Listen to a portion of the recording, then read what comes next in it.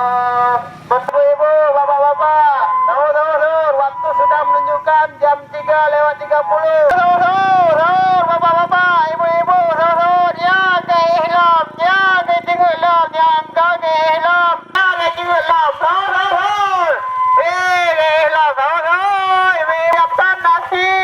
Syederalun, setiap daerah memiliki keunikan masing-masing menyambut bulan Ramadan. Ada beberapa aktivitas dalam bulan Ramadan tidak ada pada bulan-bulan lain. Seperti aktivitas membangunkan sahur, di berbagai tempat memiliki cara dan keunikannya tersendiri. Ada yang membangunkan dari masjid, ada yang berkeliling kampung membawa alat-alat yang mengeluarkan bunyi, sampai ada yang berkeliling dengan menggunakan motor trail membawa toa.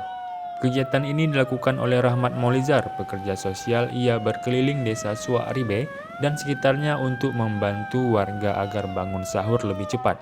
Keliling kampung ini dilakukan dari pukul 3 dini hari sampai pukul 4 dengan masuk dari lorong ke lorong. Untuk diketahui, aksi ini mulai dilakukan Rahmat Maulizar dari tahun 2008 sampai dengan sekarang. Kegiatan ini juga dilakukan selama bulan Ramadan.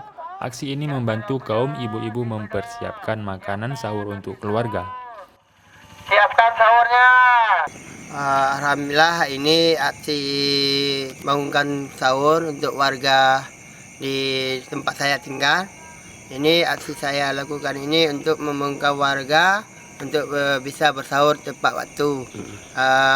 Aksi ini kita lakukan sudah sejak 2008 hingga sekarang. Alhamdulillah, di bulan Ramadan ini kita bisa untuk beraktivitas membangunkan warga untuk bersahur. Kenapa memilih dengan cara pakai toa dan keliling dengan menggunakan motor? Kenapa nggak dengan cara lain? Mungkin dengan keliling sepeda motor dan memakai surune pakai toa ini, masyarakat kita bisa door to door ke rumah-rumah dan masuk lorong ke lorong supaya mereka bisa menyiapkan lebih duluan untuk bersahur. Kalau tidak memakai ini mungkin nggak terdengar dari rumah ke rumah ya.